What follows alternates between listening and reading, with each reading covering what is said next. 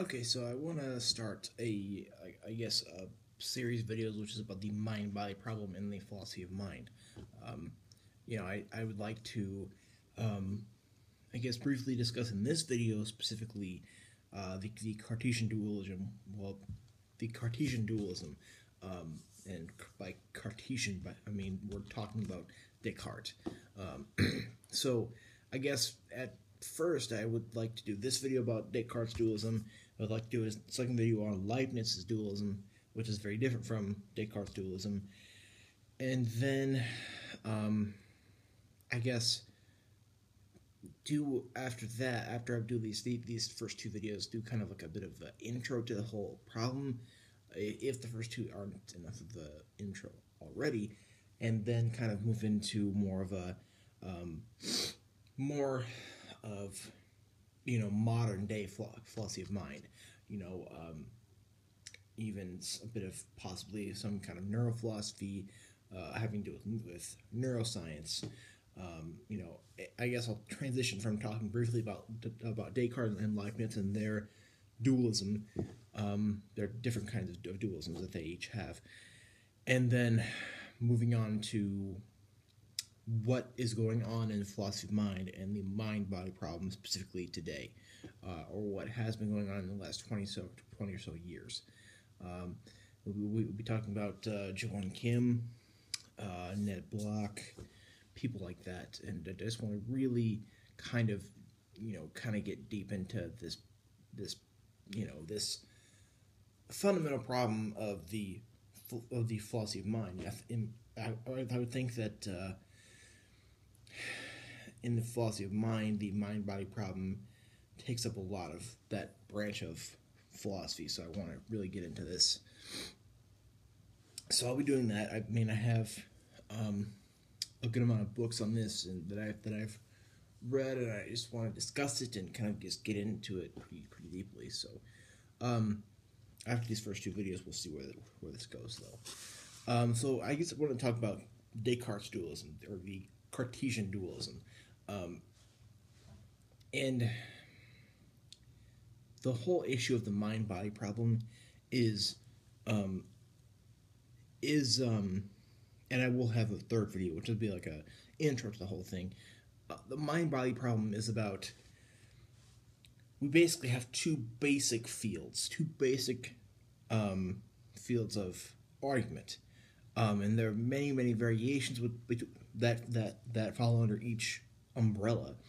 We basically have monism and we have dualism.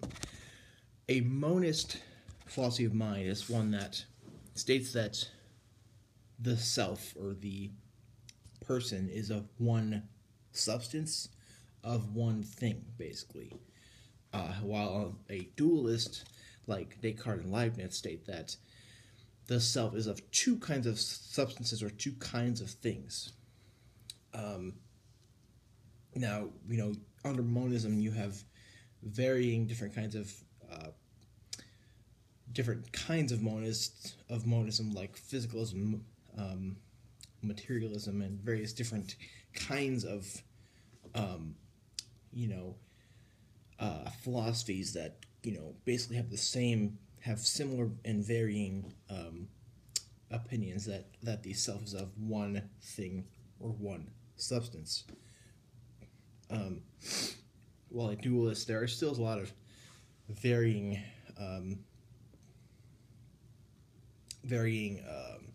there's a lot of varying ideas under the dualist umbrella. But of course, a dualist, usually what it is of a dualist is that there's a body, which is extended and physical, and you can sense it. There's a body, and then there's a soul, or a mind, which is not extended, and it is cannot be sensed, or at least that's what Descartes would say about that. So we have these two basic philosophies. If you're going to have a philosophy of mind that I guess weighs in on the mind-body problem, you will most likely fall under one of those two umbrellas. And Descartes is, of course, the dualist. He was one of the first dualists, or he was, I guess many people say that he crippled philosophy with his dualism. So what is his dualism? Basically, in his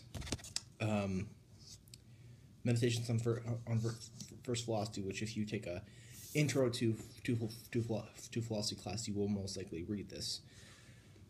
There's six meditations. There is, in the second meditation and in the sixth meditation are basically a lot of where this mind-body problem of what he's saying is pretty much given. The second and the sixth. Descartes thinks that thought there was a mind which is a unextended, non-concrete thing, and then you have a body which is extended and is concrete and can be sensed. A body has shape and takes up space. It has mass. A body excludes other bodies from its space. A body can be sensed by the senses, while a mind cannot. Now, I've debated that point just to a degree, that a mind cannot be sensed. I think that it's possible that a mind can be sensed when there is no body present, but that's just another issue. A body can be moved, but not by itself. Mind is not extended. Minds are thinking things. There is real distinction between the two. So it isn't like you can have those two things which can overlap. They are two distinctly different things. You have a body which is extended and can be sensed and takes up space, and you have a mind, or he pretty much says a mind or a spirit. Hegel would say a spirit, but he says mind. Descartes does. A mind which is not extended, a mind which cannot be sensed.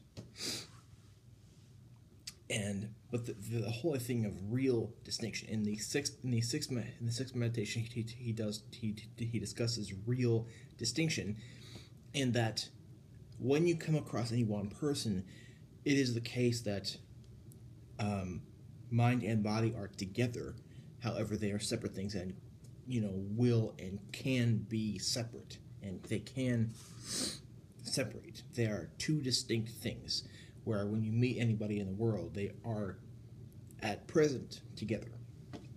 So that's kind of a basic way of looking at his Cartesian dualism, and that was very influential, and that kind of did a lot. It had a large influence on philosophy, and that kind of was a lot of what was discussed in modern philosophy, and then onward. It still is discussed in very much detail today. That is his dualism, Descartes' dualism, in a very brief way. I believe I have a good few videos on Descartes, and I have a playlist which is called Modern Philosophy to Kant, where I have all of my videos on Descartes, Leibniz, Locke, Hume, Berkeley, and Kant. And yeah, that's I think where I think this is the most simplest way to put this, for the purposes of talking about the mind-body problem, and kind of prefacing this towards what my future videos on this are going to be. If you have any questions, or if you think I've left something out, comment below. Let me know. Thanks.